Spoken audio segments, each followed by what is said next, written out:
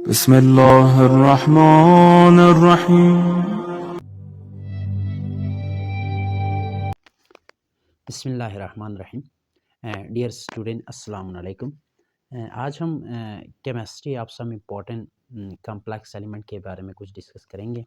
उसमें जो एक एलिमेंट जिसको हमने आज चूज़ किया है वो है आयरन। आज हम डिस्कस करेंगे सबसे पहले आयरन। आयरन का जो लैटिन नेम है वो है Fe, जिसको हम फेरिक बोलते हैं। ठीक है जी।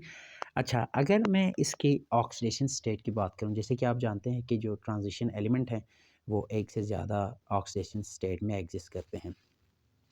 अब आप देख सकते हैं कि इसकी ऑक्सीडेशन स्टेट ऑक्सीडेशन स्टेट अगर हम ऑक्सीडेशन स्टेट की बात करते हैं तो आयरन जो है ना, आयरन की जो मोस्ट स्टेबल ऑक्सीडेशन स्टेट है, मोस्ट स्टेबल ऑक्सीडेशन स्टेट है, वो क्या है पता है? नंबर 1 Fe+2 है और नंबर 2 क्या है जी? Fe+3 है। अच्छा, जो Fe+2 है जिसको हम बोलते हैं जी, इसका नाम है जी फेरस। क्या है जी? फेरस। और Fe+3 है, इसका नाम है जी फेरिक। फेरिक एंड फेरस, यानी कि आयरन दो ऑक्सीडेशन स्टेट के फॉर्म में एग्जिस्ट करते हैं। ठीक है ना। और मोस्टली ये जो Fe+2 है, Fe+2 जब ये एक इलेक्ट्रॉन मज़ीद रिलीज़ करता है तो वो कन्वर्ट हो जाता है ferric Fe+3 and it release 1 electron. तो आप देखें तो ये जो Fe+2 है, इट मीन्स दैट यहाँ पर ये ऑक्सीडाइज हो रहा है, तो ये किसके तौर पर एक्ट कर रहे हैं? ये रिड्यूसिंग एजेंट के तौर पर एक्ट कर रहे हैं। और ये जो Fe की कंसंट्रेशन है ना सॉल्यूशन के अंदर, इसकी जो ज़्यादातर जो कंसंट्रेशन है, कंसंट्रेशन ऑफ Fe+3, ठीक है ना, इस कैलकुलेट बाय टाइट्रेशन। इसको हम टाइट्रेशन की मदद से कैलकुलेट करते हैं। अच्छा जी, by reacting with oxidising agent. किसी भी ऑक्सीडाइजिंग एजेंट के साथ जब हम Fe+3 की जो कंसंट्रेशन है सॉल्यूशन के अंदर, उसको हम आसानी से फाइंड कर सकते हैं, डिटरमिन कर सकते हैं। दूसरा, अगर हम बात करें कि आयरन की, वो एक ये है कि एक्ट एज कैटलिस्ट।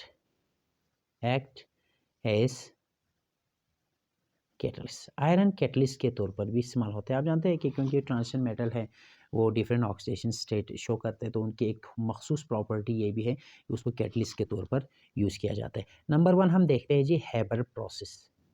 क्या जी? हेबर प्रोसेस क्या होता है ये?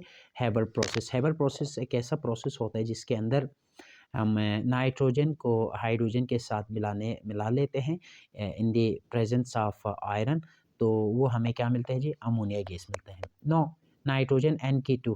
Nitrogen, what is the main source of nitrogen gas? Our atmosphere is main source of nitrogen gas because 78% nitrogen percentage of nitrogen is 78% in our environment. And H2 gas mostly obtained by the fractional distillation of methane gas, so it form ammonia gas. That's one. और इस process के अंदर हम क्या करते हैं? Iron को as a catalyst के तौर पर यूज़ करते हैं। दूसरा, अगर हम बात करें, इसके एक अहम यूजेस ये भी है कि in reaction between persulfate and iodide ion. Persulfate और आयोडाइड आयन के दरमियान भी जो रिएक्शन होते हैं उसमें कैटलिस्ट के तौर पर हम क्या यूज़ करते हैं? आयरन को यूज़ करते हैं। जैसे कि आप जानते हैं जी, दैट इज़ परसल्फेट आयन H2O(8-2), ठीक है ना। जब ये रिएक्शन आप यूज़ करेंगे फेरस Fe+2, जब ये इसको एक इलेक्ट्रॉन रिलीज़ करता है तो ये कन्वर्ट हो जाते हैं सल्फेट आयन में, प्लस ये कन्वर्ट हो जाते हैं फेरिक Fe+3 में। और यही जो फेरिक Fe+3 है वो आयोडाइड आयन से इलेक्ट्रॉन को एक्सेप्ट कर लेते हैं। एक्सेप्ट करने के बाद ये अपने आप को कन्वर्ट कर देते हैं आयोडीन में, प्लस दोबारा हमें क्या मिलता है जी, Fe+2 आयन मिल जाते हैं। यानी कि आप देख रहे हैं कि Fe+2 रिएक्शन को इनिशियली स्टार्ट कर रहे हैं और रिएक्शन के लास्ट में आपको दोबारा हासिल हो रहे हैं। तो इसको क्या कहते हैं आप, कैटलिस्ट के तौर पर इस्तेमाल कर सकते हैं आयरन को। ये 2 प्रोसेस हमारे कोर्स में शामिल हैं। अच्छा, उसके बाद हम पढ़ेंगे आयरन के रिएक्शन के बारे में, रिएक्शन ऑफ Fe। अभी मैंने बताया कि जब आप आयरन को एक्वस सॉल्यूशन में डालेंगे, पानी में डालेंगे, तो ये 2 तरह से एग्जिस्ट करते हैं। नंबर 1, ये वाटर की बात कर रहा हूँ मैं, ठीक है जी। नंबर 1 ये है कि जी Fe(H2O) की 6+2, और नंबर 2 आपके पास से क्या है जी,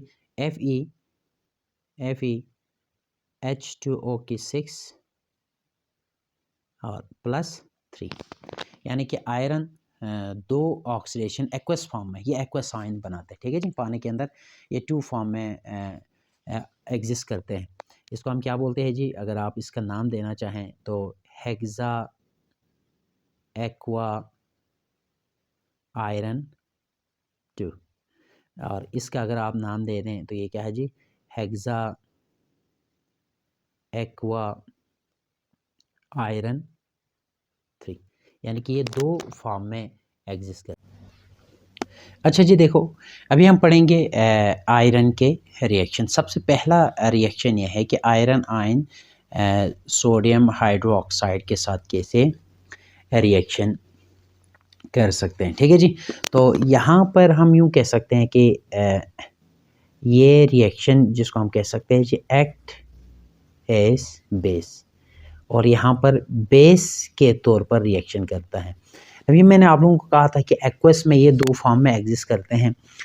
नंबर 1 ये था कि जी Fe हेक्सा एक्वा आयरन 6 और यहाँ पर +2, ये एक्वस हैं।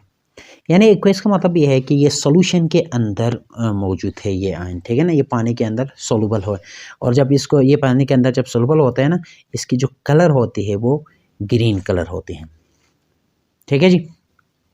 ये ग्रीन सॉल्यूशन, जब आप इसको क्या करेंगे, इसको आप रिएक्शन करेंगे सोडियम हाइड्रोक्साइड के साथ, यानी कि बेस के साथ, ठीक है, बेस। अब आप देखें कि यहाँ पर +2 चार्ज है ना, और यहाँ पर 2 हाइड्रोक्साइड आयन यूज़ होते हैं। होने के बाद क्या करते हैं, देखिए ये वाटर मॉलिक्यूल है आपके पास, ठीक है ना। मैं अगर आपको थोड़ा सा मज़ीद इसको तफसीलन समझाएं तो फॉर एग्ज़ाम्पल आप वाटर की स्ट्रक्चर इस तरह करो, ठीक है ना, ये। अब इसमें क्या होते हैं, आपके पास बेस है OH और OH, ठीक है ना। तो क्या करते हैं, ये यहाँ से इस प्रोटॉन को ले लेगा, ये यहाँ से इस प्रोटॉन को ले लेगा, तो आपके पास कितने वाटर मॉलिक्यूल यहाँ से रिमूव हो रहे हैं, 2 वाटर मॉलिक्यूल आपके पास रिमूव हो रहे हैं, 2H2O प्लस। अब जब 2 वाटर मॉलिक्यूल यहाँ से रिमूव हुआ तो 2 हाइड्रोजन आयन रिमूव किया वाटर से, ठीक है जी, 2 × H2O, तो कितने रह गए, 4, और उसके साथ जब वाटर से हाइड्रोजन निकल गया तो क्या रह गए, 2 OH रह गए, OH2। अब आप देखते हैं कि यहाँ पर चार्ज क्या है, यहाँ पर चार्ज 0 है। जब भी किसी कम्प्लेक्स आयन के कोऑर्डिनेशन के ऊपर जब चार्ज है 0 आ जाते हैं तो वो अपने आप को सॉलिडिफाइड फॉर्म में लेके आते हैं। तो यहाँ पर ये किस फॉर्म में आएगा, ग्रीन सॉल्यूशन से ग्रीन PPT फॉर्म में आपको मिल जाएंगे। ये याद रखो, जब वो आयंस के फॉर्म में होता है तो पानी के अंदर ये सोलूबल होता है, और जब ये आपके पास कोऑर्डिनेशन स्फीयर के ऊपर चार्ज 0 आ जाते हैं, यानी कि ये न्यूट्रल बन जाते हैं, तो ये अपने आप को किस में लेके आते हैं, सॉलिड फॉर्म में लेके आते हैं। अगर मैं आयरन 3 की बात करूँ, रिएक्शन जस्ट लाइक दैट, देखिए जी, Fe × H2O की 6, अब ये हेक्सा एक्वा आयरन हो गया, और प्लस अब यहाँ पे 2 वाटर, क्योंकि यहाँ पे +2 था ना, इसको चार्ज कैंसिल करने के लिए 2 वाटर मॉलिक्यूल से हाइड्रोजन को इसने एब्स्ट्रैक्ट किया। अब यहाँ पर 3 OH यूज़ होगा, ठीक है ना। तो ये बेस क्या करेंगे, अंदर की 3 वाटर मॉलिक्यूल से अच्छा जी, हाइड्रोजन को बाहर निकालेगा तो ये H3H2O वाटर मॉलिक्यूल बनेगा 3H2O प्लस, अब यहाँ पर क्या बनेगा Fe इंटू H2O की 3 एंड OH की 3। देखें अब आप दोबारा देख सकते हैं यहाँ पर क्या आ रहा है, चार्ज 0 आ रहा है ना। तो दिस, और इसकी जो कलर है ये किस फॉर्म में पाए जाते हैं जी, ये येलो सॉल्यूशन फॉर्म में एग्जिस्ट करता है। जब आप इसको सॉलिडिफाइड करते हैं तो ये अपने आप को रेडिश ब्राउन कलर में लेके आता है, रेडिश ब्राउन कलर। बस जैसा आपने ये याद रखना है कि हमने इस एक्वस आयन को किस तरह से पीपीटी फॉर्म में लेके आएंगे। तो हमें ये याद रखना होगा कि यहाँ पर +3 है तो यहाँ पे 3 OH जो कि अंदर 3 वाटर मॉलिक्यूल से प्रोटॉन को बाहर निकालेंगे। तो आने के बाद आपके पास ये चार्ज कोऑर्डिनेशन से फिर चार्ज 0 आ गया। जस्ट लाइक दैट अगर पहले वाले रिएक्शन में देखें तो इसमें से 2 वाटर मॉलिक्यूल से प्रोटॉन को बाहर निकालेंगे और आपके पास ये ग्रीन। अब ये दोनों आपको पीपीटी फॉर्म में नज़र आएंगे, ठीक है जी। ये किस फॉर्म में मिलेगा आपको, पीपीटी फॉर्म में मिलेगा।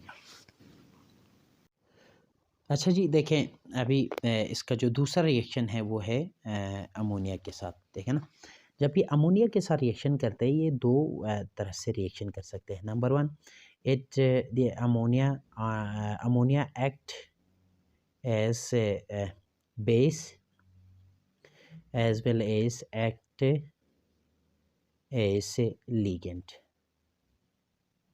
ये दो तरह से अमोनिया के साथ रिएक्शन करते हैं। खैर पहले हम पढ़ेंगे लिगेंड, यानी कि बेस के तौर पर कैसे एक्ट करते हैं।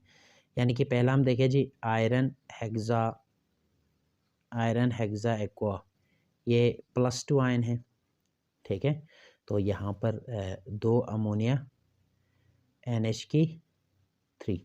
तो बेस एक्ट करेंगे तो पहले की तरह देखें जी वाटर मॉलिक्यूल्स, ठीक है ना। ये आपके पास क्या है जी, अमोनिया है।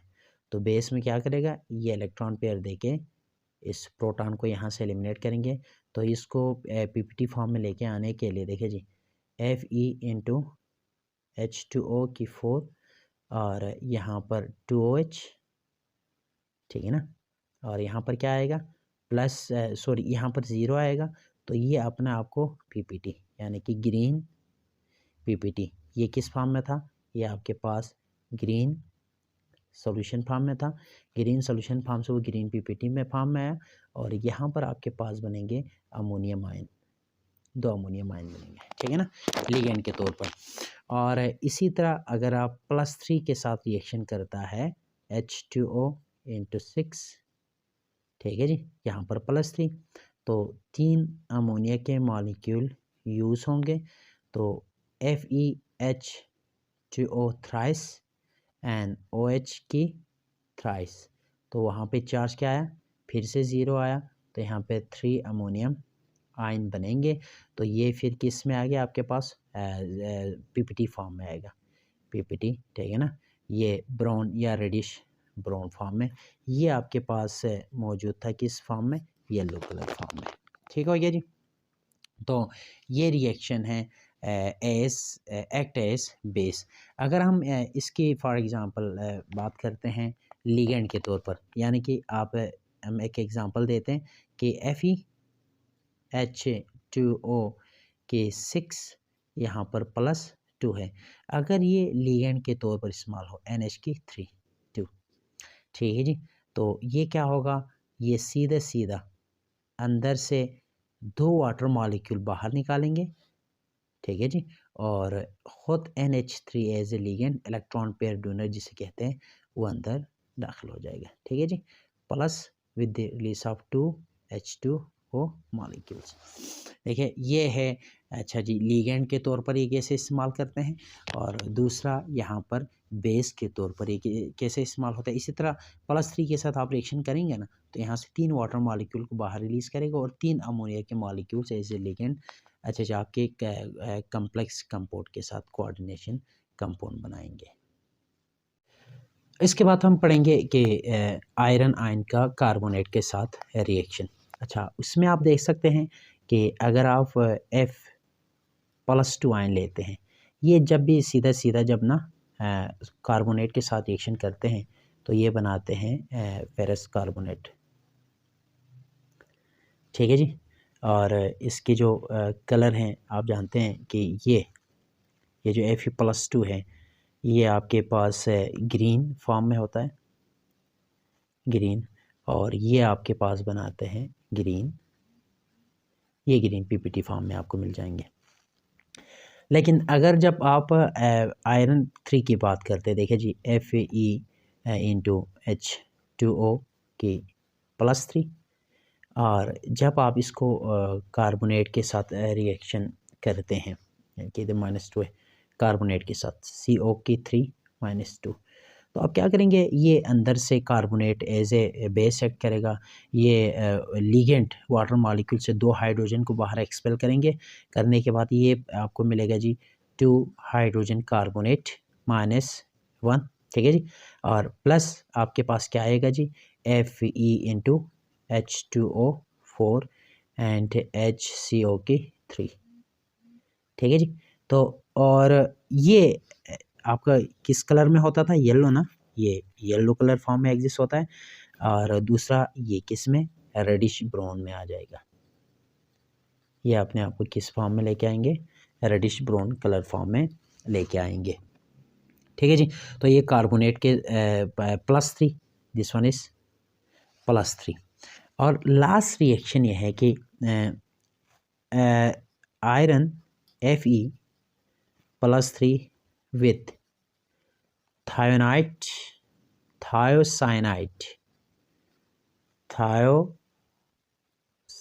आयन के साथ, थायोसाइनेट आयन के साथ ये कैसे रिएक्शन करते हैं। मोस्टली जो है ना ये रिएक्शन जो है ना इसको इस्तेमाल किया जाता है, ये इसके यूजेस है कि आप ये देखने के लिए कि आयरन 3+3 आयन किसी सोल्यूशन में मौजूद है या नहीं है। वेल फर्स्ट आप देखते हैं कि Fe ये +3 के लिए यूज़ होता है, FeH2O की 6 × +3 plus cyanide ion, thiocyanide ion. ठीक है जी। अब ये क्या करते हैं, ये आपको पता है कि इसकी कलर क्या होते हैं, येलो कलर होते हैं, और ये क्या करते हैं, अंदर से एक वाटर मॉलिक्यूल को बाहर एक्सपेल करते हैं, और ये एक्ट एज लिगेंड के तौर पर इस्तेमाल होते हैं यहाँ पर, लिगेंड के तौर पर।